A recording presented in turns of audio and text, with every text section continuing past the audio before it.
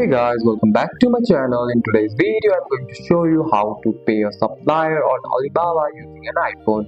First, open the Alibaba app on your phone. You can also use Safari and go to the Alibaba website if you prefer.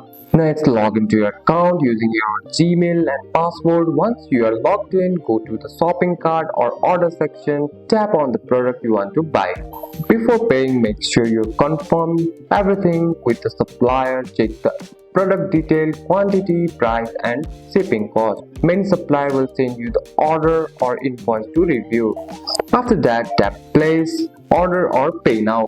Alibaba will show you the available payment method. Common option includes credit or debit card, bank transfer, or Alibaba trade insurance. For beginner, trade insurance is the safest option. If help protect your payment until you receive your order as agreed. Double check the total amount, include shipping and fee. When everything looks correct, tap confirm and pay. Wait for a few seconds while the payment is processed. Also check payment confirmation message. After payment, you can track your order in the order section. You can also message the supplier if you have any question about shipping. And that's it. That's all for today's video, guys. If you found this video helpful, drop a like and subscribe for more videos. Thanks for watching. See you in the next one.